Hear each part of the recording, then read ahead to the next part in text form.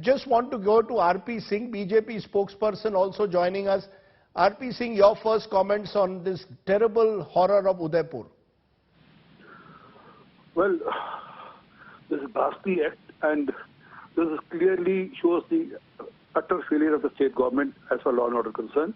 The man who has been killed went to the police, filed a complaint, and said that he's under threat.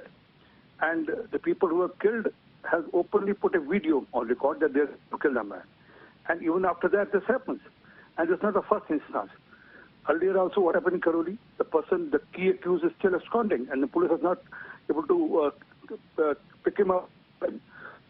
The issue is that state government, the state machinery has totally collapsed as far as law order go.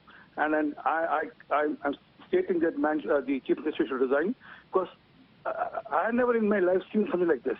No, is that the official demand? Is that the official BJP demand now, that Chief Minister Ashok Gehlot should resign over this instance? Sir, you should also demand it. I mean, do you think any chief minister, you do so much of panel discussions, do you think any chief minister should continue with what happened now? I mean, man has openly come on record on Facebook and said that I'm going to kill so. And thereafter, the person who has been killed goes to the police, says that I need security. And for what? For just making a Facebook post. And it's all happening because state government is outrightly going and appeasing certain community for vote bank politics.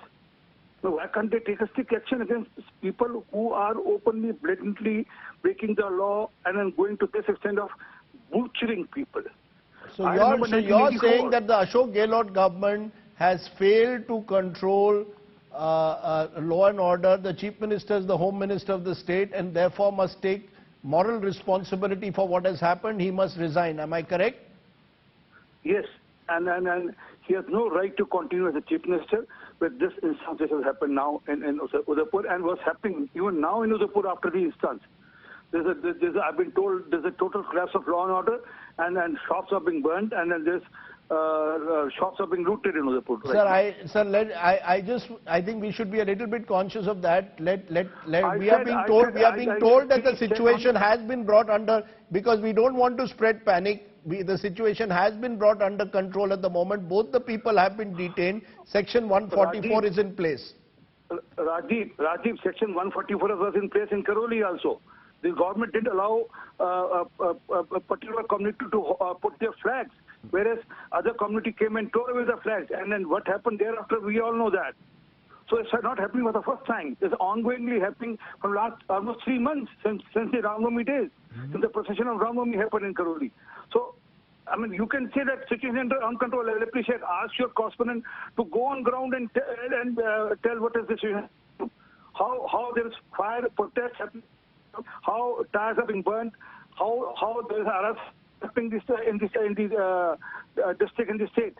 Let me just ask one final question, Mr. Singh. There will be those who are worried that this country has got into a spiral of communal hatred, where one community, and the other are engaged in this sort of constant spiral of religious hatred. Does that worry you today? Do you believe who's going to put a stop to it? Should the politicians put a stop to it? Should civil society? Who's going to put a stop? These social media posts, Facebook, TV debates, political speeches, all of them attack. One community targets the other all the time almost. So so-called fringe in both communities is getting more and more radicalized. Does that worry you, sir? It has to start with you and me, both of us. And then when I say you and me, when we support certain stone pelters, you and me support certain stone pelters, and we condemn other stone pelters. It's not going to happen. It's not going to work that way.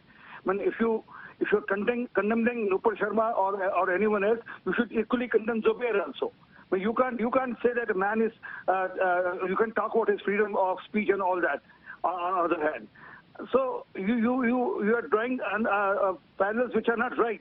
And then please be fair on this. I'm requesting you as a journalist, be fair on this and be brave enough to condemn whatever is wrong. No, I think no Indian citizen today would justify violence. As I said right at the very outset, this is not a day for ifs and buts, Mr. RP Singh. I share your sentiments when it comes to your desire to ensure that anyone who resorts to any form of religious hatred must be condemned by one and all, must be isolated, must be identified, named and shamed. I appreciate your joining us, Mr. R.P. Singh. Thank you very much.